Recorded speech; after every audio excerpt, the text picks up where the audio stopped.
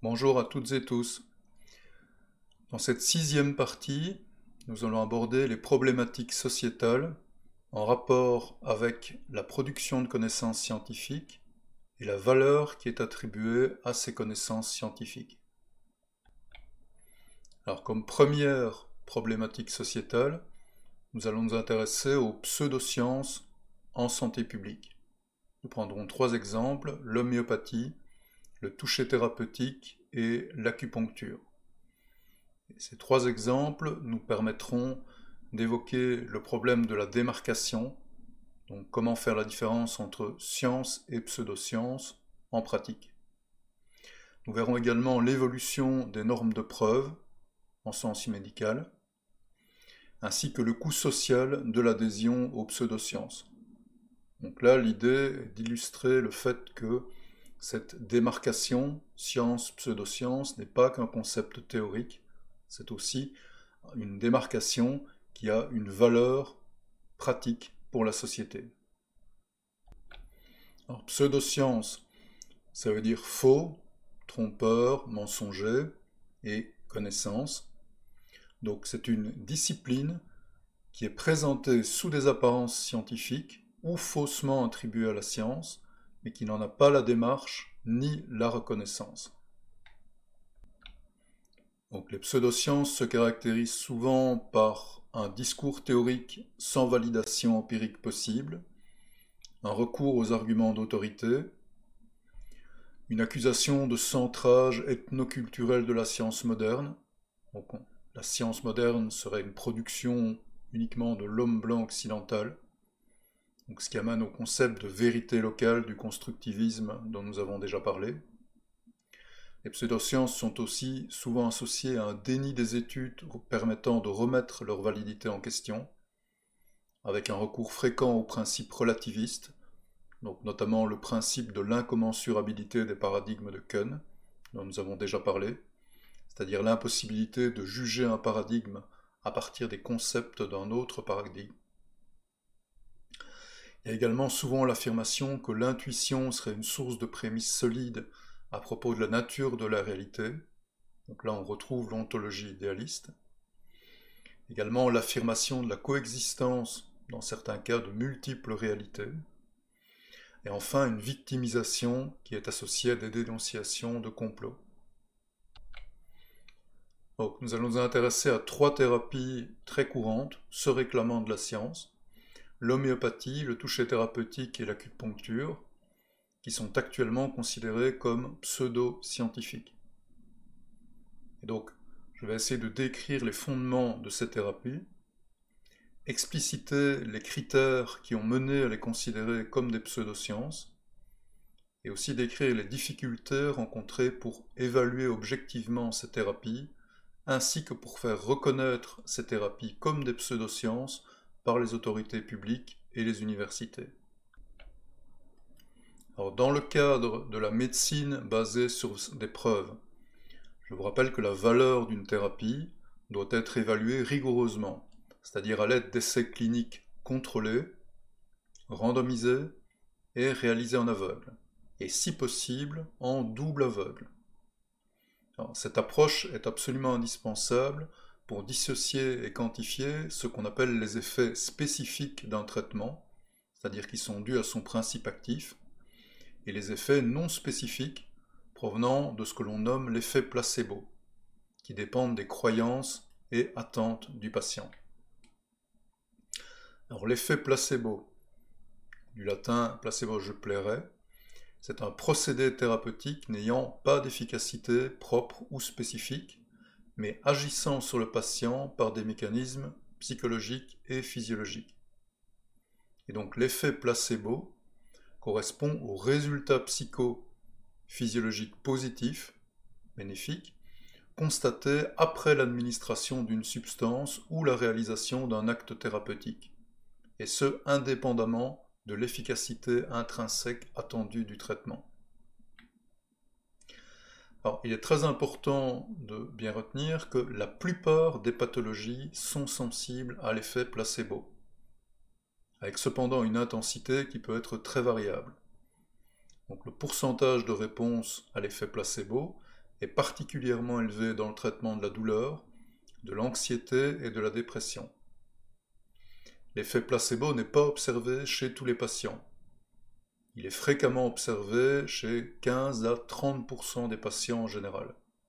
Et il est extrêmement dépendant des informations fournies aux patients avant le traitement. Alors, la découverte de l'effet placebo n'est pas récente, très loin de là. Je vais prendre rapidement ici deux exemples pour montrer qu'on connaissait déjà dès le XVIIe siècle ce problème. Donc en 1785, le roi de France Louis XVI avait réuni une commission royale chargée d'évaluer la thérapie, jugée extravagante, du médecin Franz Messner. Donc Messner affirmait qu'il était possible de soigner des patients avec ce qu'il appelait une eau traitée magnétiquement. Donc celle-ci est censée induire des convulsions lors du traitement. Et en fait, Messner exploitait la popularité des découvertes de Luigi Galvani, qui en 1770 avait mis en évidence l'électricité animale. Donc, ces fameuses expériences de contraction de muscles de grenouille qu'on pouvait induire grâce à l'électricité, qui avait fortement marqué le public à l'époque. Alors, pour mesurer l'effet du traitement de Messner, la commission a inventé ce qui est à présent considéré comme un essai clinique en aveugle. Donc, on propose à des individus de choisir en aveugle un verre d'eau parmi plusieurs verres contenant de l'eau normale ou de l'eau magnétisée, et ensuite de boire celle-ci. Et donc la commission observa la même fréquence de convulsions chez les individus buvant de l'eau normale ou de l'eau magnétisée. Donc elle conclut à juste titre que la fameuse eau magnétisée n'induisait un effet, des convulsions, que suite à un effet placebo. Alors deuxième exemple, cette fois-ci réalisé par une étude de John Eggmart, qui a publié De l'imagination en tant que cause et remède au désordre du corps. Donc ce médecin en 1800 a analysé l'efficacité d'un traitement pseudo-scientifique, de nouveau un traitement dérivé des principes de l'électricité animale. Ici ce sont les extracteurs métalliques du médecin Elisha Perkins. Donc le médecin John Eggmart constate que les patients se sentent mieux suite à ce traitement, alors qu'objectivement, leur état ne s'est pas amélioré. Et donc il propose que les croyances du patient soient à l'origine de l'amélioration de leur état. Alors aujourd'hui, les mécanismes expliquant l'effet placebo sont encore largement inconnus. Il y a deux grandes théories, qui ne sont pas exclusives, qui ont été proposées. Donc ce qu'on appelle la théorie du conditionnement, qui dérive des travaux de Pavlov, qui postule que l'effet placebo est le résultat d'un conditionnement. Donc l'effet placebo par conditionnement a été validé notamment lors d'expérimentations animales. Par exemple, on a observé des effets immunosuppresseurs chez l'animal pour des rejets de greffe, ce qui a permis de démontrer les liens entre système nerveux et système immunitaire via notamment la dopamine. Cette théorie du conditionnement a également été validée chez l'humain dans les domaines de l'addiction aux drogues, des réponses immunitaires et de la douleur. Donc un exemple simple de conditionnement, vous allez fréquemment chez le médecin, vous recevez un remède, vous êtes guéri, vous associez médecin et guérison. Et donc le simple fait de vous rendre chez le médecin va réduire votre stress, vous allez vous sentir mieux, et ça peut avoir un impact sur certains types de pathologies, sur la perception de la douleur, et même éventuellement sur la réponse immunitaire. Alors, la deuxième théorie, c'est la théorie dite mentaliste, qui postule que ce sont les attentes positives du patient, donc sa croyance dans les effets du traitement, qui expliquent l'effet placebo. Donc cette théorie, elle va permettre d'expliquer l'effet placebo chez des individus qui n'ont jamais été exposés à un traitement et qui donc n'ont jamais été conditionnés. Et donc ce serait l'imagination du patient qui conditionnerait celui-ci à son insu. Donc c'est le fait d'imaginer qu'on va retirer un bénéfice du traitement qui va créer l'effet placebo. Alors, sur base de ces deux théories, il est déjà évident que la mesure objective de l'effet placebo est très difficile, parce qu'il est lié aux croyances individuelles et aux connaissances dont dispose le patient, ainsi qu'à son état émotionnel. Alors j'insiste sur le fait que cet effet placebo, il est bien réel, il est détectable, mesurable. Donc, par exemple, l'imagerie médicale a démontré que l'effet placebo s'accompagnait de changements de l'activité de zones précises du cerveau. Donc cet effet a bien une base biologique qui prend vraisemblablement sa source dans le cerveau. Donc on sait que le système nerveux peut produire de multiples hormones régulant la douleur. Et par exemple, certains effets placebo ont été bloqués par l'administration d'antagonistes des opioïdes, notamment l'analoxone. Le système niteur peut aussi produire des hormones et des cytokines qui vont affecter le fonctionnement du système immunitaire. Donc le stress, par exemple, augmente la susceptibilité à certaines infections et la violence des réactions allergiques. Donc, il y a de nombreux mécanismes qui ont été proposés pour expliquer l'effet placebo sur la douleur ou la réponse immunitaire. On ne doit pas entrer dans le détail, mais simplement sur ce schéma, l'idée est que un contexte psychosocial donné, donc un placebo, va stimuler au niveau du cerveau la production de médiateurs opioïdes ou non opioïdes qui peuvent agir sur le cerveau, amener une stimulation notamment de l'hypophyse, qui va entraîner la stimulation des glandes surrénales et la libération, par exemple, d'un anti-inflammatoire comme le cortisol capable d'agir sur le système immunitaire. Donc, en conclusion, l'effet placebo ne désigne pas une absence d'effet d'un traitement. Ça, c'est très important à saisir. Ça désigne des effets physiologiques bien réels, mais dépendant des croyances du patient. Donc, l'effet placebo, c'est une composante potentielle de tout traitement, même si l'efficacité de celui-ci est validée selon les normes de la médecine basée sur des preuves. Donc un traitement médical validé par les critères de la médecine basée sur les preuves, ce n'est pas un traitement sans effet placebo, c'est un traitement dont l'efficacité est significativement supérieure à l'effet placebo, et donc dont on peut s'attendre à ce qu'il fonctionne indépendamment des croyances du patient. Bien, maintenant que je vous ai présenté l'effet placebo en détail, nous pouvons aborder l'homéopathie. Donc l'homéopathie a été inventée par Samuel Hahnemann en 1796 et elle repose sur deux principales lois. La loi dite des similaires et la loi des infinitésimaux. Donc ces deux lois soutiennent la possibilité de soigner un patient en diluant très fortement des substances qui, si elles étaient concentrées, provoqueraient des symptômes similaires à ceux du patient. Donc, en gros, ça dérive d'un vieux principe du médecin Paracels, 15e siècle, qui dit que rien n'est poison, tout est poison, seule la dose fait le poison. Donc l'homéopathie résulte aussi d'une vision selon laquelle les maladies résultent d'une perturbation du processus vital. Donc on est dans une vision vitaliste du vivant. Alors commençons par la loi des similaires.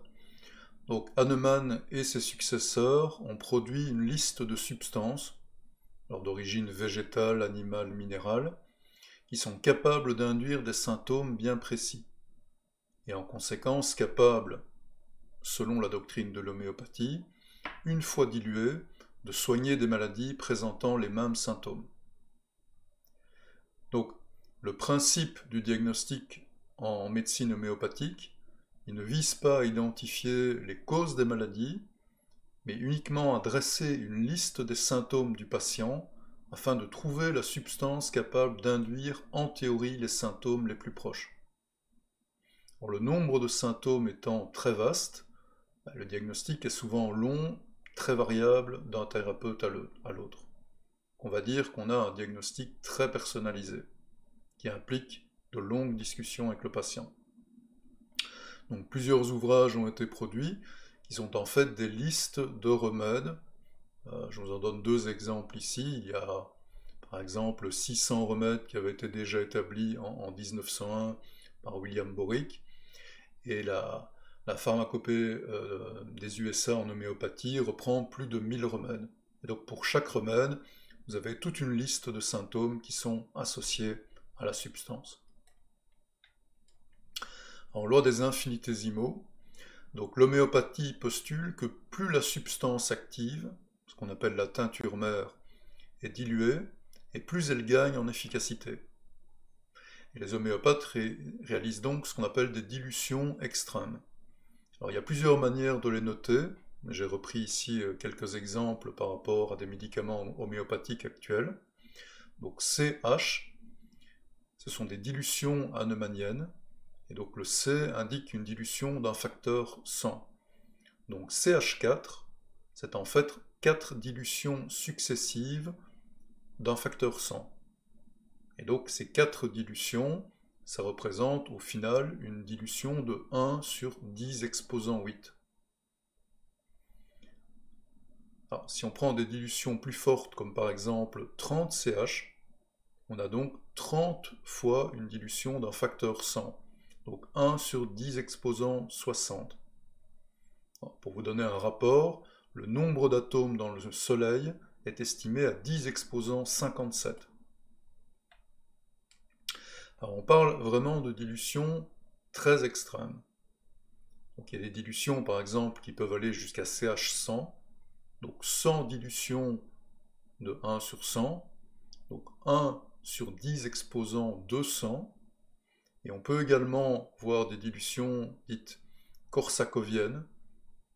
Bon, c'est une autre manière de faire la dilution. En fait, on vide le récipient contenant le volume à diluer. On estime qu'en fait il ne reste que 1% sur les parois. Ça ne change pas grand-chose, mais on utilise ce type de dilution korsakovienne pour les très très fortes dilutions. C'est aussi un facteur 100. Et là, on peut trouver des médicaments homéopathiques montant jusqu'à 10 000 cas. Donc 10 000 dilutions de 1 sur 100. Ça veut dire 1 sur 10 exposants 20 000. Alors, de nouveau, pour vous donner un ordre de grandeur, le nombre d'atomes estimé dans l'univers, c'est de 10 exposant 80. Donc avec des dilutions de l'ordre de 1 sur 10 exposant 200 ou de 1 sur 10 exposant 20 000, il est tout à fait clair, sans se lancer dans des grands calculs, qu'il n'y a plus aucune seule molécule de la fameuse teinture mère dans la dilution. Alors ces principes homéopathiques peuvent sembler complètement farfelus, ésotériques par rapport à la médecine actuelle. Il faut les replacer en fait dans leur contexte. Donc à l'époque, ce qui dominait, c'était ce qu'on appelle la médecine humorale. Donc cette médecine reposait principalement sur des correspondances symboliques, le feu, la terre, l'air, l'eau, qui déterminaient toute une série de tempéraments. Et donc, la plupart des opérations médicales étaient basées sur l'idée que la maladie était due à une perturbation de ces équilibres, et les opérations médicales visaient à rétablir cet équilibre. Et donc, c'est ce qu'on appelait les pratiques de la médecine héroïque. Donc, pour rétablir cet équilibre, on pouvait avoir recours à des saignées, des purges, c'est-à-dire l'usage de vomitifs, de laxatifs, de lavements, des sudations ou des refroidissements, pour jouer sur la température du corps, l'usage de ventouses, et même la vésiculation. Donc on utilisait des produits corrosifs ou irritants sur la peau pour provoquer des cloques qui étaient censés faire sortir certaines humeurs mauvaises pour le patient. Donc c'était une médecine qui était extrêmement agressive, dure à supporter pour le patient, c'est pour ça qu'on parle de médecine vraiment héroïque. Donc cette fameuse médecine héroïque, elle tuait en fait beaucoup plus qu'elle ne sauvait. Et donc en comparaison, l'homéopathie paraît beaucoup moins ésotérique, et surtout elle fait beaucoup moins de dégâts, et elle est moins pénible à subir par les patients. Donc c'est une nouvelle forme de thérapie qui a assez rapidement séduit le public. C'était beaucoup moins pénible à subir que des saignées, des lavements et ainsi de suite. Alors, il y a quand même beaucoup de ressemblances avec la médecine des humeurs. Donc l'homéopathie, comme la médecine des humeurs, elle ne cherche pas à comprendre les mécanismes de la maladie, elle se contente d'établir des équivalences entre des substances et des symptômes, mais elle le fait sur base d'expériences. Donc on n'est pas uniquement dans le symbolique, et donc on peut quand même dire que pour l'époque, elle va représenter une petite avancée conceptuelle par rapport à la médecine des humeurs, qui quant à elle est entièrement basée sur des relations symboliques. Alors, voir brièvement l'historique de l'homéopathie. Donc pour les raisons que je vous ai décrites, le fait qu'elle fait finalement beaucoup moins de dégâts que la médecine héroïque, elle va assez rapidement se répandre au début du XIXe siècle, et elle va devenir très populaire en Occident.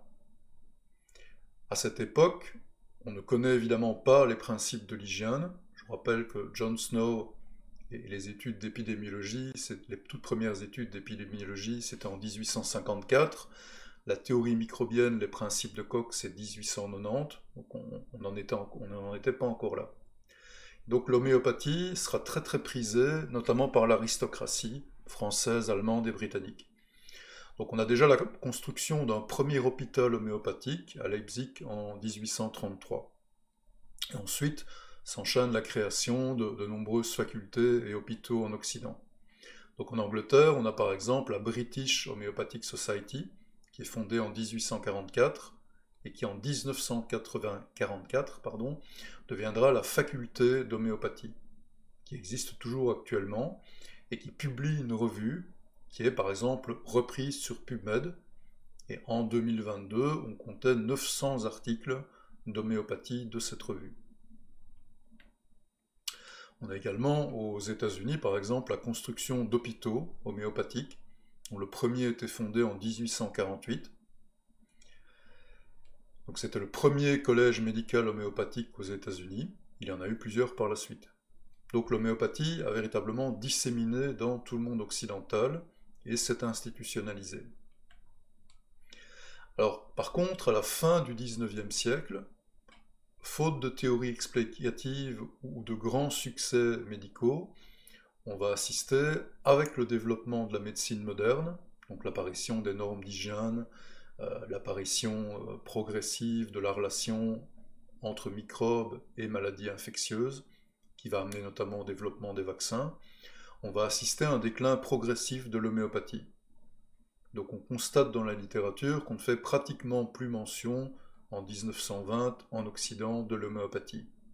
Elle ne va survivre que grâce au parrainage de quelques monarques et de politiciens. Par contre, en 1947, l'homéopathie va prendre énormément d'essor en Inde. Et elle va devenir l'une des médecines nationales. Donc l'Inde va institutionnaliser l'homéopathie et elle va devenir la capitale mondiale de l'homéopathie.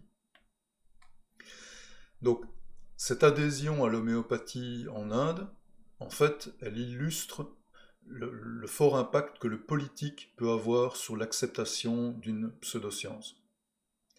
En fait, c'est le rejet du passé colonial en Inde, parce que la médecine moderne est associée à l'Angleterre et au passé colonial de l'Inde, qui va expliquer l'institutionnalisation de l'homéopathie en Inde. Donc après son indépendance en 1947, le Parlement indien va se prononcer en 1949 sur l'homéopathie et elle va établir un comité d'homéopathie. Donc la médecine moderne, elle est vue comme un produit de l'impérialisme britannique et l'homéopathie et d'autres pratiques traditionnelles en Inde vont être une manière de s'émanciper de cet impérialisme. Et donc en 1973, l'homéopathie est officiellement reconnue en Inde. Et en 1978, on a un conseil central pour les recherches en homéopathie qui est établi, dont le rôle va être d'uniformiser l'enseignement de l'homéopathie et de stimuler la recherche sur l'homéopathie. Donc aujourd'hui, l'Inde compterait plus de 200 000 médecins homéopathes, et l'homéopathie serait la troisième médecine officielle en nombre de consommateurs.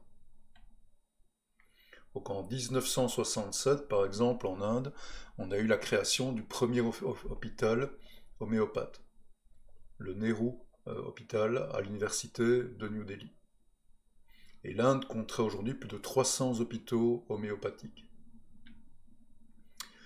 Donc cette recherche qui est réalisée en Inde dans les hôpitaux homéopathiques va mener à la production de toute une série d'articles, évidemment très enthousiastes, sur l'homéopathie, dans des journaux scientifiques spécialisés et qui sont officiellement soutenus par des organismes d'État en Inde. Alors à la fin des années 1960, l'Inde va exporter l'homéopathie vers l'Occident, qui lui est en pleine révolution culturelle. Donc les années 60, on a notamment la montée de toute une série de contestations qui amènera en Occident à mai 68. Et donc dans cette période de contestation, l'homéopathie provenant d'Inde va être perçue de manière très très favorable par le public. Et donc en France, à partir de 1965, les médicaments homéopathiques vont être inscrits à la pharmacopée française et par décision politique, ils seront remboursés à 35%. Ce qui va être interprété par les partisans de l'homéopathie comme une reconnaissance officielle par l'État de sa valeur scientifique. Alors qu'à l'époque, il n'existe toujours aucun mécanisme expliquant l'action des remèdes homéopathiques. Alors c'est dans ce contexte-là qu'on a la fameuse affaire de la mémoire de l'eau en 1988. Donc, le groupe de recherche de Jacques Benveniste, qui travaille à l'INSERM, a publié dans le journal Nature, journal prestigieux, une série d'expériences prouvant la préservation du principe actif d'une molécule après une dilution extrême dans de l'eau. Et donc, sur base de ces observations, Benveniste fait l'hypothèse que l'eau peut agir comme un espèce de canevas, qu'elle va pouvoir garder la mémoire de la molécule et de ses propriétés. C'est le fameux principe de la mémoire de l'eau. Et donc ce travail qui est publié dans la revue Nature va représenter une très importante caution scientifique pour l'homéopathie, parce qu'elle propose enfin un mécanisme d'action. Alors, problème, très rapidement, on n'arrive pas à reproduire ces fameuses expériences, elles posent question, et une enquête va être organisée par le journal Nature. Donc cette enquête qui est réalisée au laboratoire de Benveniste, où on va demander aux chercheurs travaillant avec Benveniste de reproduire leurs expériences dans des conditions cette fois-ci contrôlées, notamment en aveugle, ces résultats ne seront pas reproduits. On va également découvrir que 2 co-auteurs de l'article de Benveniste étaient financés par une compagnie privée vendant des médicaments homéopathiques, la firme Boiron. Donc, tout ça pose question. D'autres études vont être réalisées qui n'arriveront pas à reproduire les résultats de Benveniste. Alors, en dépit de cette enquête, de la non-reproduction des résultats du travail de Benveniste, du fait que l'article va être rétracté par le journal Nature, le travail de Benveniste va rester cité dans de très nombreuses revues d'homéopathie comme étant une référence démontrant la validité de l'homéopathie et son statut de science. Et donc ces revues d'homéopathie, entièrement consacrées à l'homéopathie, sont accessibles via des banques d'articles scientifiques comme PubMed, et elles sont soutenues par des facultés d'homéopathie et des hôpitaux se réclamant de l'homéopathie. Donc toutes ces institutions, ces journaux d'apparence scientifique, vont obscurcir la frontière entre science et pseudoscience pour le public. Donc c'est ce qui explique qu'aujourd'hui, l'homéopathie est la médecine alternative la plus populaire en Occident. Elle est très populaire, elle a un grand support, et même au niveau mondial, on estime qu'on a à peu près 200 millions d'utilisateurs de l'homéopathie. Donc en France, on a par exemple 5000 médecins qui déclarent utiliser des remèdes homéopathiques. Alors, le problème, c'est que les essais cliniques contrôlés à grande échelle ont montré que l'homéopathie ne présente aucune efficacité supérieure à l'effet placebo. Nous allons voir ici quelques exemples. Donc ici, une étude qui avait été réalisée dans le British Medical Journal en 2002, qui va s'intéresser à l'effet d'un remède homéopathique comme traitement de l'asthme. Donc c'est une étude randomisée, réalisée en double aveugle. Donc, dans cette étude, on sélectionne 240 patients qui vont être séparés de manière aléatoire en deux groupes. On va éliminer certains individus dans chaque groupe pour toute une série de raisons parce qu'ils ne remplissent pas les bons contrôles. Et donc, on va conserver 101 individus dans chaque groupe. Et dans chacun de ces groupes, les individus vont recevoir soit le placebo, soit le traitement homéopathique. Et donc différents paramètres vont être mesurés au cours du temps, dont par exemple les symptômes de réaction de type allergique ou le recours à un bronchodilatateur, donc ce qui est une mesure de l'intensité des symptômes allergiques. Et donc vous pouvez voir ici que le placebo et le traitement homéopathique présentent la même efficacité. Donc l'étude conclut qu'il n'y a pas de différence statistiquement significative entre le placebo et la thérapie homéopathique. Alors ici c'est une seule étude, et bien évidemment des méta-analyses qui ont été réalisées. Donc les méta-analyses vont faire une synthèse pondérée, critique de toute une série d'études randomisées en simple ou en double aveugle. Et donc dans l'exemple ici qui a été publié dans le Lancet en 2005, on va comparer 110 essais d'homéopathie à 110 essais de médecine conventionnelle. Et donc cette étude va également conclure que l'efficacité clinique de l'homéopathie est similaire à l'effet placebo. Donc aucune validation de la thérapie par l'homéopathie lors d'essais cliniques. Donc c'est ce qui va amener le journal Lancet, la même année, à publier un article sur la fin de l'homéopathie. Et donc dans cet article, Lancet appelle les médecins à être audacieux et honnêtes avec leurs patients sur le manque de bénéfices de l'homéopathie. Et il souligne à juste titre qu'une manière pour les médecins de compenser, je dirais, l'absence de recours à l'homéopathie, c'est tout simplement d'accorder, de donner plus de temps aux patients. Et donc finalement de stimuler l'équivalent d'un effet placebo de l'homéopathie qui provient des longues conversations avec le patient que le thérapeute homéopathe donne aux patients. Alors, ce qui est également fréquemment mentionné dans les revues scientifiques, c'est la complaisance des décideurs politiques envers l'homéopathie, et qui va expliquer la persistance en fait de l'homéopathie dans la société. Donc, par exemple, dans le Lancet de 2010, on a dénoncé la complaisance des décideurs politiques, donc notamment le fait que la politique sans preuve a été exposée lorsque le ministère de la Santé du Royaume-Uni a rejeté un appel du Comité des sciences et de la technologie de la Chambre des communes à cesser de financer l'utilisation de l'homéopathie dans les services de santé nationaux. Donc c'est un exemple où, en dépit de l'accumulation de preuves scientifiques montrant que l'homéopathie n'a pas plus d'effet qu'un placebo, certains politiques continuent par clientélisme, pour satisfaire le public, à pousser au remboursement de cette thérapie, même si elle n'a pas d'effet supérieur au placebo. Donc un autre exemple en 2019 qui avait beaucoup fait réagir, c'était le soutien du prince Charles à l'homéopathie. Donc plusieurs scientifiques avaient considéré qu'il était obscène de voir le prince Charles accorder le poids de son autorité à la validation de l'homéopathie dans toute une série de communications médiatiques. Alors, les partisans de l'homéopathie, fréquemment, invoquent également une hypothèse du complot. Donc, ils affirment souvent que, pour préserver leurs profits, les firmes paieraient les scientifiques pour qu'ils décrédibilisent l'homéopathie, ce qui expliquerait les mauvais résultats de l'homéopathie dans les études cliniques. Alors, cette hypothèse ne tient pas véritablement la route si on prend simplement en considération que l'homéopathie, c'est aussi un big business. Donc en France, par exemple, l'homéopathie pèse pour environ 620 millions d'euros, selon les chiffres de 2017. Donc le leader mondial, c'est Boiron, et il va afficher 617 millions d'euros de chiffre d'affaires, dont 61% réalisés en France.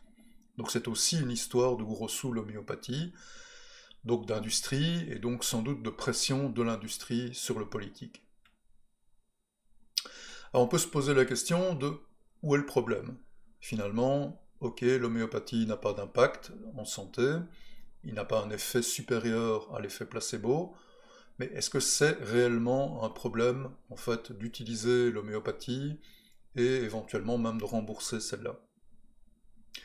Alors, en fait, dans un système de santé mutualisé, avec le remboursement des médicaments homéopathiques, en fait, tout le monde va payer. Autant les gens qui vont avoir recours à l'homéopathie que ceux qui ne vont pas y avoir recours et qui n'y croient pas. Donc si on prend la France par exemple en 2017, on a eu 129 millions d'euros qui ont été dépensés pour les remboursements en homéopathie. Donc on peut toujours dire que cet argent aurait pu être mieux utilisé ailleurs, on a des ressources limitées, donc cet argent pourrait être utilisé à d'autres ressources plus efficaces que l'homéopathie. Alors on peut aussi prendre en considération le fait qu'une pathologie, si elle est maltraitée par l'homéopathie, le coût de cette pathologie maltraitée, il va être répercuté sur l'ensemble de la collectivité. Donc par exemple, un retard dans le recours au traitement conventionnel, ça va par exemple augmenter la mortalité pour les cancers. On a également un problème de contrôle de la dissémination des agents infectieux. Beaucoup de pro-homéopathie vont généralement être anti-vax, et donc ça va entraîner une perte de la couverture vaccinale. Donc, juste ici quelques petits exemples pour illustrer ce problème spécifique en santé publique. Donc ici c'est une étude qui a été réalisée pour suivre des patientes pour des problèmes de cancer, des patientes qui vont ou qui ne vont pas avoir recours à des traitements homéopathiques. Donc si on compare ici le pourcentage de survie au cours du temps des patients qui reçoivent un traitement conventionnel par rapport à des patientes qui refusent ce traitement conventionnel, on voit que le taux de survie est beaucoup plus élevé, et ce de manière très significative, statistiquement parlant. Par contre, chez des patientes qui vont prendre des médecines alternatives, on n'a pas en fait un taux de survie qui est significativement différent des patients qui ne prennent pas de traitement. Et ce taux de survie est par contre quand même beaucoup plus bas que le taux de survie qui est observé suite à un traitement conventionnel.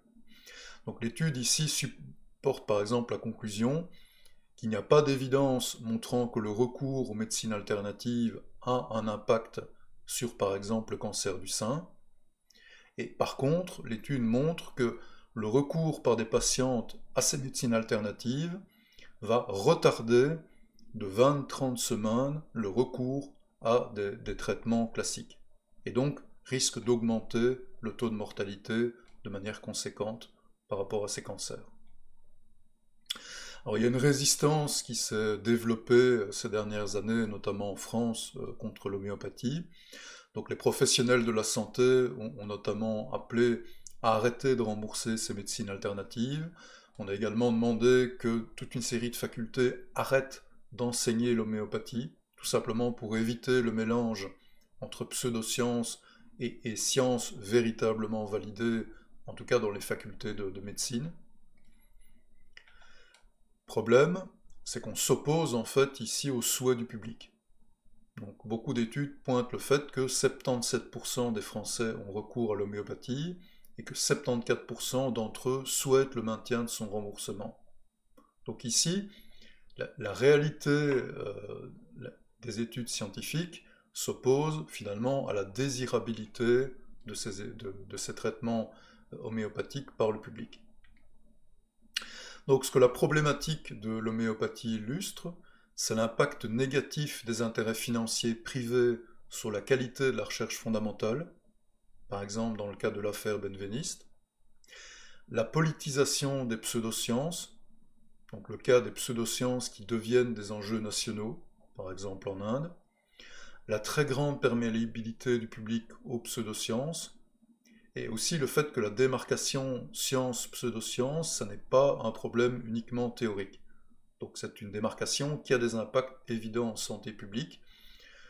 On peut dépenser de l'argent pour des traitements qui en fait ne sont pas validés, et le public peut adhérer à des traitements qui n'ont pas d'efficacité et qui peuvent augmenter la pathogénicité, la mortalité liée à des infections ou par exemple à des cancers. Alors, nous allons maintenant nous intéresser au toucher thérapeutique. Donc, c'est une thérapie qui a été inventée beaucoup plus récemment, dans les années 1970, par Dolores Krigler, qui était professeur de sciences infirmières à l'université de New York, et son guide spirituel, Dora van Gelder-Kunz, qui était une médium. Alors, cette thérapie postule que la maladie est un déséquilibre du champ énergétique de l'individu. Et donc le thérapeute, par sa pratique, vise à rééquilibrer ce champ. Et donc le toucher thérapeutique considère que cet acte de rééquilibrage ne nécessite qu'une brève formation et n'a rien de religieux. Donc c'est une pratique qui est dérivée de la médecine hindoue traditionnelle, et la médium Kunst avec pour professeur Charles Webster Leadbeater, qui est un prêtre anglais connu comme étant le fondateur de la Société théosophique. Donc c'est une association internationale prônant la reconnaissance du principe théosophique, un principe qui remonte à l'Antiquité grecque, selon laquelle toutes les religions et philosophies possèdent un aspect d'une vérité plus universelle. Donc c'était une médium qui était très connectée à toute une série d'organisations internationales, qui avaient des contacts avec de hautes autorités religieuses, comme par exemple ici, on peut la voir avec le Dalai Lama en 1981. Elle était non seulement guérisseuse, mais aussi occultiste. On l'a décrit comme une habituée des communications avec les fées. Elle aurait eu des communications, des conversations avec les fées dans Central Park. C'est assez exotique. Elle a aussi été présidente de la Société de théosophie. Donc je mentionne ici ces différents contacts pour vous expliquer que ces contacts ont notamment pu favoriser la dissémination et l'acceptation dans une grande partie du monde de cette fameuse thérapie. Alors le toucher thérapeutique, contrairement à ce qu'on pourrait croire, en fait c'est une méthode qui n'implique aucun toucher. Donc il y a 4 étapes dans la thérapie du toucher thérapeutique. Donc le centrement, donc c'est un état méditatif du praticien, l'investigation du champ du receveur, où le praticien va simplement faire passer ses mains, je dirais, autour du corps du patient, ce qu'on appelle le balayage du champ, pour éviter la congestion dans le champ énergétique du receveur, de manière à permettre à l'énergie de circuler plus librement. Et ensuite, on réalise un échange conscient d'énergie. Donc, c'est ce qui est appelé la réharmonisation du champ énergétique du receveur à l'aide de l'énergie du praticien. Et donc, le toucher thérapeutique prétend agir à tous les niveaux de l'être, donc avoir des répercussions tant au niveau physique qu'émotionnel et ou social. Donc, c'est vraiment ce qu'on appelle un traitement dit holistique qui va concerner tout l'individu. Alors, ce toucher thérapeutique, et c'est pour ça que je développe ici cet exemple, c'est un cas où en fait on a une thérapie qui apparaît, qui se développe, et qui ensuite va être théorisée et légitimée par une science. Donc ici ce sera la science des êtres humains unitaires, qui a été présentée en 1970 par Martha Rogers, qui était présidente du département de formation des infirmières au Collège de New York. Donc elle a réalisé un ouvrage qui s'appelle une introduction aux théories de base des pratiques infirmières, et elle y présente l'être humain comme un système d'énergie qui évoluerait à l'intérieur d'autres systèmes, qui formera à leur tour des systèmes encore plus complexes. D'où le titre de Science des êtres humains unitaires. L'être humain est dit unitaire parce qu'il ne peut pas être considéré isolément sans son appartenance à l'environnement. Et donc cette Martha Rogers va produire toute une série d'articles dans des revues médicales infirmières, où elle va développer ses concepts, et elle va présenter toute une série de concepts assez, je vais dire, ésotériques. On va en prendre un ici comme exemple. Par exemple, le concept de pandimensionnel, qui désigne un domaine non linéaire sans attributs spatiaux ou temporels. Si vous savez ce que c'est, tant mieux. Moi, je suis incapable de me représenter ça.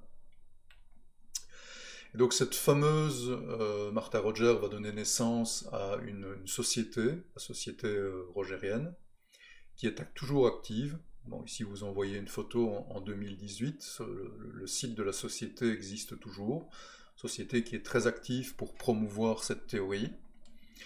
Et on estime actuellement que le toucher thérapeutique est enseigné dans plus de 80 collèges et universités répartis dans 70 pays. Et il serait même pratiqué dans plus de 80 hôpitaux en Amérique du Nord. Donc c'est pas du tout une pratique qui est anecdotique au niveau mondial, même si en Europe elle est relativement peu connue. Donc on va retrouver cette fameuse pratique, cette théorie de l'être humain unitaire. On va la retrouver sur des sites très connus délivrant des formations pour les infirmières. Donc ici on retrouve une description de la fameuse théorie des soins infirmiers de Roger, avec les notions de champ énergétique, de modèle, de pandimensionnalité sur ces sites. On va également retrouver cette théorie sur des portails d'université qui vont présenter le toucher thérapeutique comme une formation. Donc par exemple ici, en 2022, on le retrouve sur le portail de l'université de Minnesota. Donc il va décrire le toucher thérapeutique en détail, décrire la pratique, proposer également sur son site une série de vidéos expliquant cette thérapie, et qui va même présenter une certaine forme de légitimation par la physique moderne de cette thérapie. Donc je cite, toujours sur le site du portail de l'université, les théories émergentes en physique quantique liées à la conscience non locale et à son effet sur le processus de guérison peuvent s'appliquer au travail des praticiens du toucher thérapeutique avec les clients. Si vous comprenez, tant mieux. Moi, une fois de plus, je ne comprends pas parce que c'est sans rapport avec les concepts de la science moderne. Alors, cette fameuse thérapie a évidemment posé question et il y a eu de nombreuses expériences pour la vérifier ou pour l'invalider. Donc je vais vous en citer une qui est assez prestigieuse et très connue parce qu'en fait elle a été suggérée par une fillette de 8 ans, Emily Rosa. Un article avec cette invalidation du toucher thérapeutique a été réalisé. Et Emily Rosa est co-signataire de cet article. Donc à ma connaissance, c'est la plus jeune participatrice au monde à un article scientifique qui a été publié dans une revue prestigieuse, le Journal of American Medical Association, le JAMA, qui est très connu. Emily Rosa a proposé que les praticiens et praticiennes du toucher thérapeutique se mettent derrière un paravent, fassent passer leurs mains par 2 trous, sans avoir la possibilité donc de voir leurs mains, et Émilie se positionnait devant le ou la praticienne, et la praticienne devait décider au-dessus de quelle main Émilie Rosa mettait sa propre main, sans évidemment qu'il y ait de toucher. Donc le praticien ou la praticienne devait détecter l'existence du champ énergétique d'une personne, et donc simplement décider si la main était à gauche ou à droite. Alors évidemment, on a observé un résultat équivalent à un jet de pièces, c'est-à-dire un résultat 50-50, montrant que les praticiens n'étaient pas capables, avec leur capacité, je dirais, classique de détection des champs énergétiques, d'identifier simplement la présence d'une main, ce qui est quand même considéré comme une condition minimale pour réaliser, entre guillemets, leur fameuse réharmonisation des champs énergétiques. Alors, ce qui est intéressant ici, c'est de voir aussi la manière dont l'expérience d'Emily Rosa est critiquée par les gens qui sont partisans du toucher thérapeutique. Donc, par exemple, ici, dans cet article réalisé par une infirmière, la principale critique, c'est que l'expérience a été conçue pour détecter la présence d'une main et pas pour soigner. Et donc, il s'agit d'une expérience qui est faite pour invalider le toucher thérapeutique et pas véritablement pour tester son efficacité. Donc ça pose ici la question en fait du réel contrôle et du fait que on ne peut pas véritablement mimer le toucher thérapeutique. Et donc on ne peut pas donc véritablement le tester. Ce qui est également questionné, ce sont les qualifications des praticiens qui ont été enrôlés dans l'étude. Mais il est difficile évidemment de documenter la validité d'un praticien si évidemment on ne peut pas mesurer de manière quantitative cette capacité. Et donc, les auteurs ici de cette étude critique concluent que les auteurs de l'article d'Émilie Rosa auraient un biais de perception lié au fait qu'ils veulent discréditer le toucher thérapeutique. Alors évidemment, on a eu des méta-analyses très sérieuses qui ont été réalisées. Ici, je vous en présente une de 2021. Et donc, ces méta-analyses, qui ont fait la synthèse des essais cliniques qui ont été réalisés sur le toucher thérapeutique, concluent qu'il n'y a aucune preuve de la validité des affirmations du toucher thérapeutique quant à la capacité de cette thérapie à guérir des gens. Donc dans la discussion, on peut lire par exemple, comme la nature de l'énergie du champ énergétique humain n'est pas démontrée et qu'aucun travail scientifique de qualité n'a établi d'effets cliniquement significatifs, des explications plus plausibles des avantages rapportés proviennent de vœux pieux et de l'utilisation d'un placebo théâtral élaboré. Donc les auteurs concluent que l'effet du toucher thérapeutique, de nouveau, se rapporte au placebo. Néanmoins, ici on peut souligner qu'il y a toujours ce petit doute lié au fait qu'il est difficile dans des études contrôlées, randomisées, en simple aveugle ou en double aveugle, de réellement mimer le toucher thérapeutique. Et donc on peut toujours dire que d'une certaine manière, les patients sont capables de faire la différence entre le placebo et le réel toucher thérapeutique, ou que le toucher thérapeutique n'est pas réellement bien pratiqué dans ces études. Alors un tout dernier point, c'est je dirais le point de vue philosophie des sciences, qui est intéressant à mentionner. J'ai présenté dans le cours différentes manières de voir la connaissance et la valeur des connaissances scientifiques. J'avais notamment cité les principes de Popper, et je les avais opposés aux principes de Feyerabend, relativiste. Donc par exemple, pour le toucher thérapeutique, eh bien, un poppérien, évidemment, va considérer qu'il est complètement pseudo-scientifique et qu'il doit être rejeté, parce qu'il a été réfuté par les expérimentations, par les essais cliniques. Par contre, si on prend par exemple la position de Feyerabend, on en est amené à considérer le toucher thérapeutique comme une théorie scientifique, parce qu'en fait, elle ne peut pas être réellement examinée, validée par une autre théorie scientifique. Donc on voit ici que les positions philosophiques sur la valeur de la connaissance ou sur la méthode scientifique vont évidemment amener à des conclusions tout à fait différentes sur la valeur d'une pseudoscience. Donc en conclusion, la problématique du toucher thérapeutique, elle illustre ici la construction d'une justification pseudo-scientifique, la science des êtres humains unitaires, pour légitimer une pratique dérivée de la médecine hindoue traditionnelle. Elle illustre aussi la complaisance de certaines universités envers les pseudosciences médicales, vraisemblablement pour raisons commerciales, et aussi le refus des preuves provenant de la médecine basée sur les preuves par les partisans du toucher thérapeutique. Alors, nous allons terminer en abordant le cas de l'acupuncture, qui là est une thérapie qui est très très ancienne. Donc, on en trouve une première description détaillée dans le Huangdi Neijing, donc un classique de la médecine de l'empereur jaune, datant du IIe siècle avant Jésus-Christ. Donc c'est une thérapie qui aurait plus de 2000 ans. Et donc cet ouvrage va décrire comment ce qu'on appelle le chi, l'énergie vitale, circule dans le corps en prenant des canaux appelés les méridiens.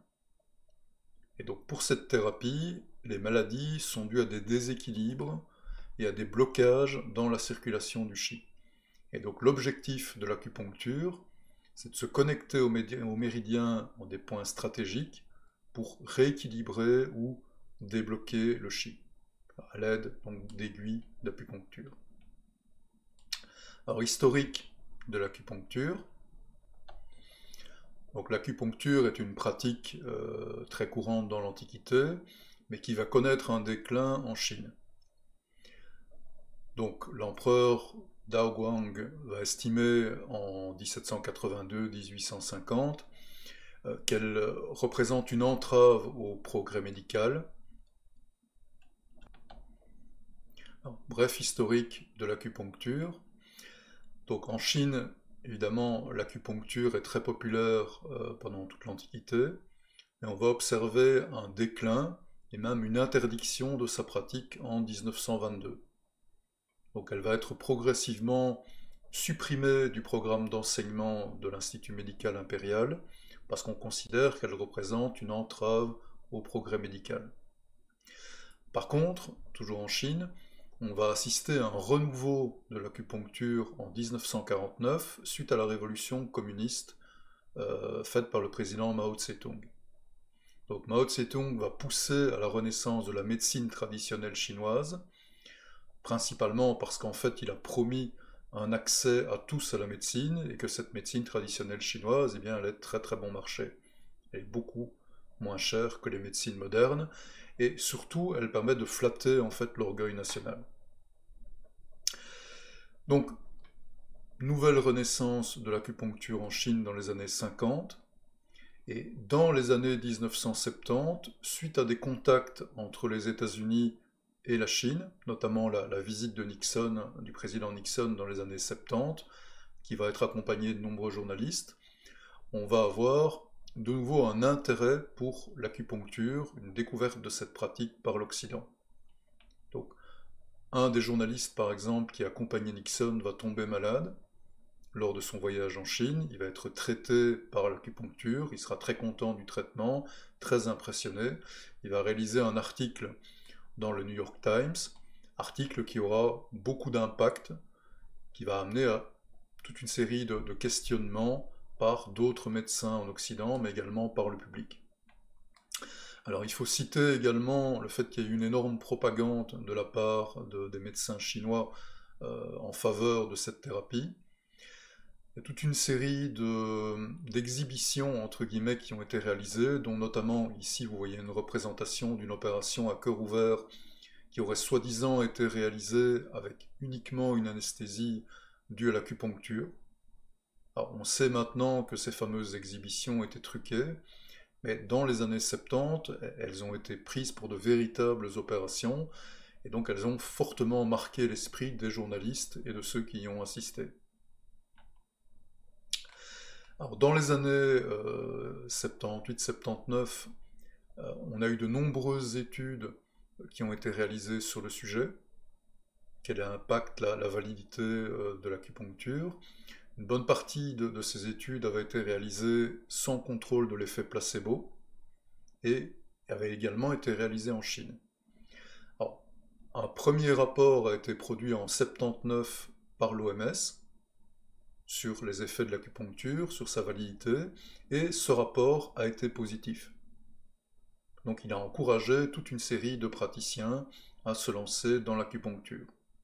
Et donc en 1990, rien qu'en Europe, il y avait plus de 88 000 acupuncteurs et plus de 20 millions de patients avaient déjà été traités. Alors en 2003, suite à de nombreuses nouvelles études, de nombreux essais cliniques, l'OMS a produit un nouveau rapport sur l'acupuncture. Et ce rapport, à nouveau, conclut qu'il a été prouvé ou montré que le traitement par l'acupuncture provoquait des améliorations dans le cas de 91 maladies. Je cite ici le rapport en question. Et donc ça a mené à une quasi-institutionnalisation de l'acupuncture dans de nombreux pays occidentaux. Donc je cite ici le statut de l'acupuncture en France. La jurisprudence considère l'acte d'acupuncture comme un acte médical, et donc qui est de fait autorisé aux seuls membres des professions médicales. Donc on estime qu'il y a entre 1300 et 4000 médecins pratiquant l'acupuncture en France. Et l'acupuncture est une orientation médicale reconnue par le Conseil national de l'ordre des médecins depuis 1974. Et cet enseignement de l'acupuncture est dispensé dans les facultés de médecine sous la forme d'un diplôme interuniversitaire. Donc c'est une pratique qui est parfaitement reconnue, institutionnalisée.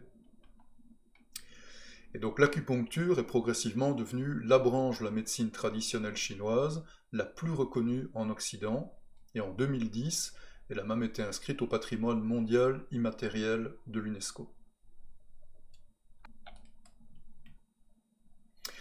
Alors, pourquoi est-ce que je vous présente l'acupuncture comme une pseudoscience si, jusqu'à présent, en fait, elle semble avoir été validée, notamment par une des plus hautes instances qu'est l'OMS? Il y a plusieurs problèmes. Le premier problème, c'est qu'il n'existe toujours aucune explication biologique validée du mode d'action de l'acupuncture. Il n'y a aucune preuve de l'existence du chi ou des fameux méridiens énergétiques. Alors il y a plusieurs hypothèses qui peuvent être plausibles mais qui sont non démontrées, qui coexistent pour expliquer notamment la capacité d'analgésie, donc la capacité à agir sur la douleur. Donc il existerait certaines fibres nerveuses qui achemineraient des messages depuis la peau jusqu'au centre nerveux et qui auraient la capacité de bloquer des signaux douloureux provenant d'autres régions du corps. C'est ce qu'on appelle la théorie des portillons. Et donc en piquant en certains points ces fibres nerveuses, pourrait éventuellement jouer sur la perception de douleur dans d'autres zones du corps. Il y a également la possibilité de libération d'endorphines naturelles en réponse à l'acupuncture, ce qui expliquerait partiellement la prévention de la douleur. Beaucoup de sceptiques font, je dirais, la critique que les quantités d'endorphines naturelles pour bloquer des douleurs importantes seraient on peut difficilement imaginer qu'elles seraient en fait induites par ces piqûres. Donc on a quelques possibilités d'explication, mais il n'y a vraiment aucune théorie scientifiquement prouvée, validée, qui permettrait d'expliquer les mécanismes d'action de l'acupuncture. C'est le premier problème. Alors, deuxième problème là majeur, c'est le fait que le rapport de l'OMS de 2003 présente des faiblesses méthodologiques très importantes. Alors, premièrement, les experts de l'OMS ont pris en compte toutes les études disponibles sans se soucier du seuil de qualité des études. Un seuil a été défini mais extrêmement bas. Et donc ça a mené à prendre en compte un très grand nombre d'études, dont des études de très mauvaise qualité. Un deuxième problème, les experts ont pris en compte de nombreuses études réalisées en Chine, alors qu'il y a une forte suspicion sur la valeur de ces essais-là, parce qu'en fait, en Chine, il y a une très forte pression à publier des résultats positifs sur l'acupuncture.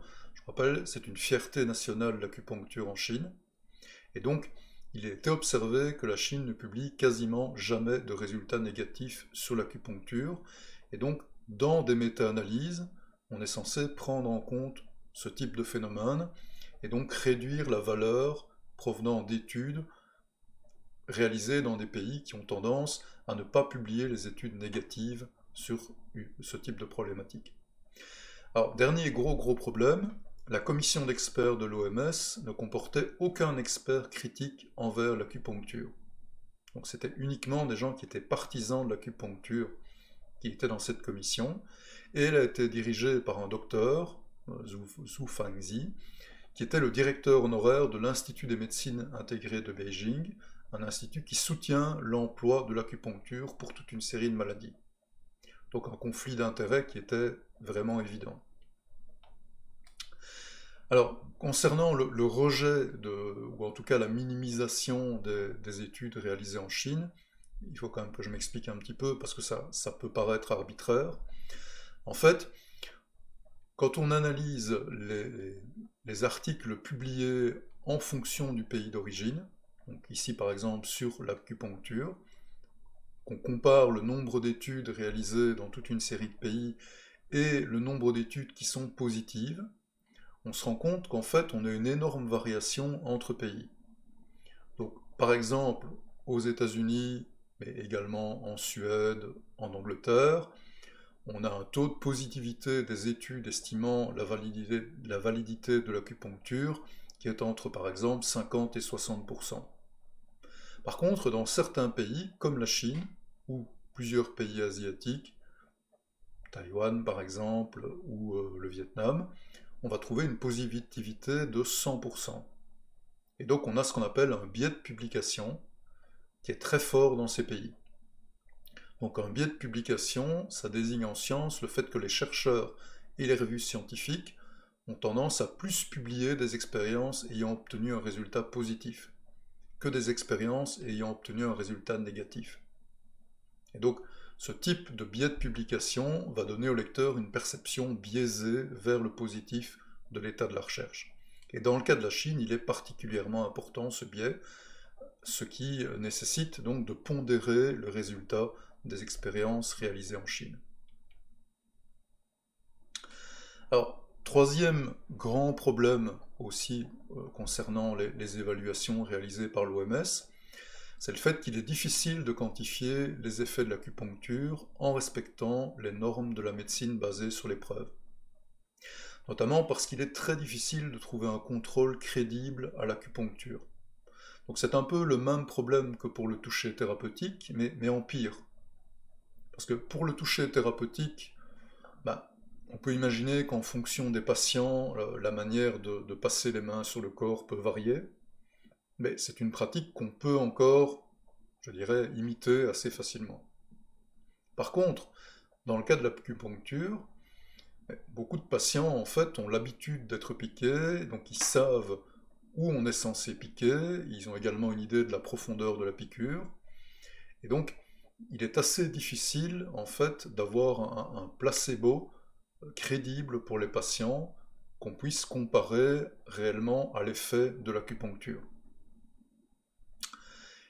De plus, les essais randomisés en double aveugle, qui sont le standard le plus efficace, entre guillemets, en médecine basée sur les preuves, eh bien on ne peut pas les réaliser. Parce qu'en fait, il est quasi impossible d'avoir un praticien qui ne sait pas s'il réalise ou non l'acupuncture. Le patient va toujours être conscient du fait qu'il réalise une véritable acupuncture, donc sa gestuelle va toujours être un peu différente, et on peut imaginer que inconsciemment, le patient se rend compte du fait que le médecin ne pratique pas réellement de l'acupuncture.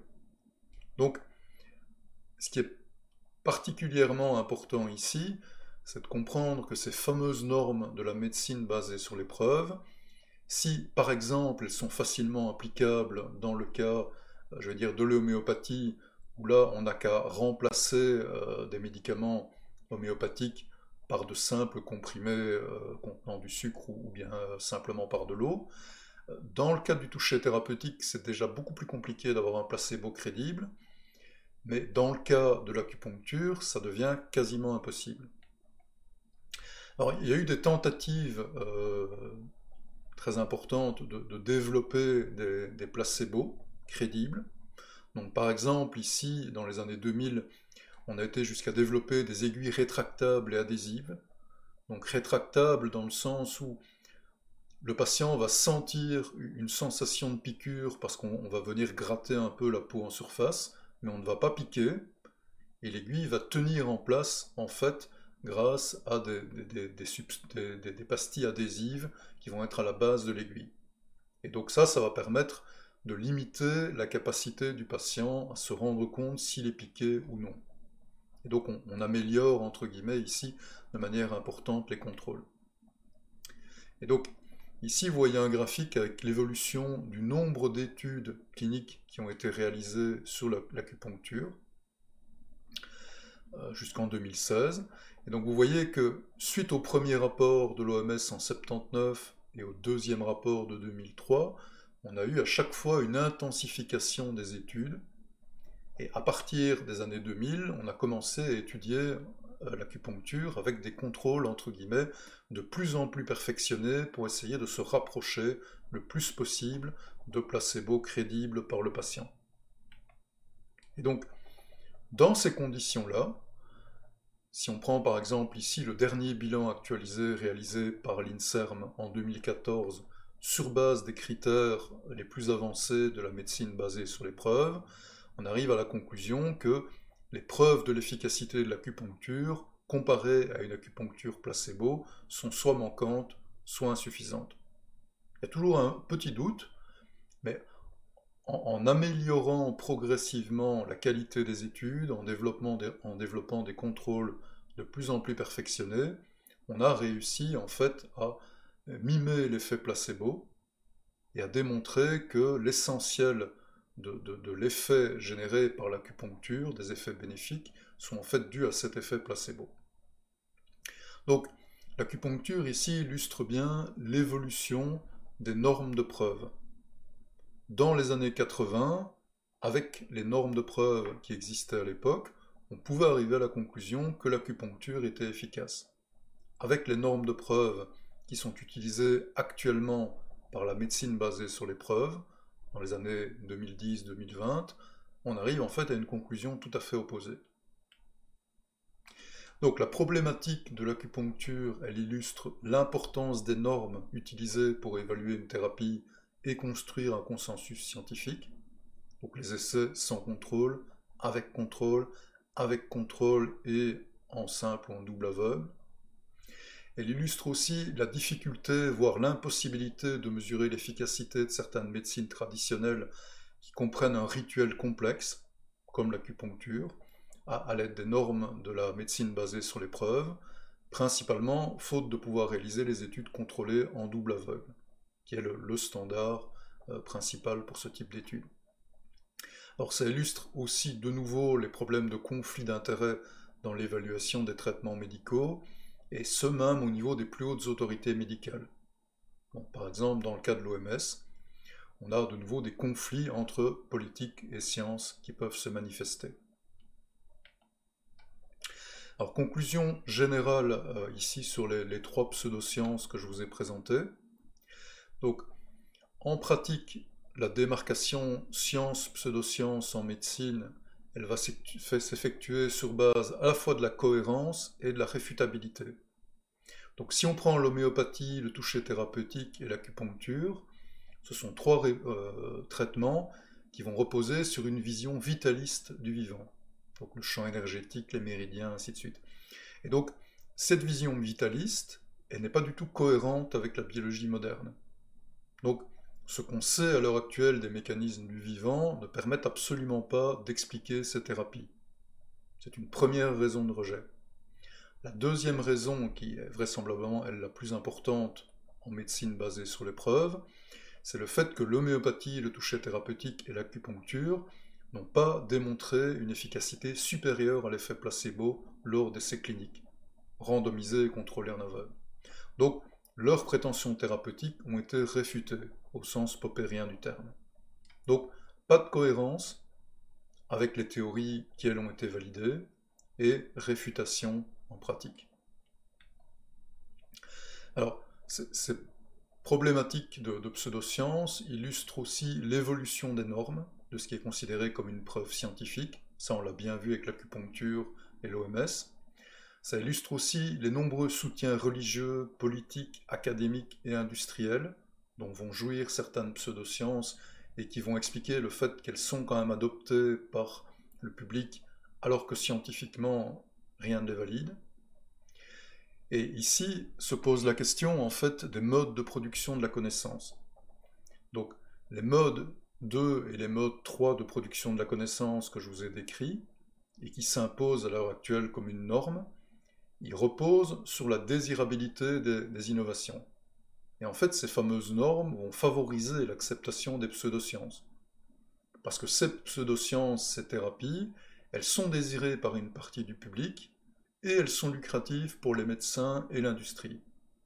Et donc, dans une vision du mode 2, mode 3 de production de la connaissance, où la connaissance est produite dans une interconnexion entre l'université, entre l'industrie et entre l'État, et donc où les pressions politiques, les pressions financières doivent en fait être prises en considération par l'université, eh bien on en arrive évidemment à abolir progressivement la démarcation entre science et pseudoscience, et le fait que ces trois thérapies ne répondent pas aux critères de scientificité, donc notamment aux critères de la médecine basée sur les preuves, eh bien ça tend à devenir secondaire.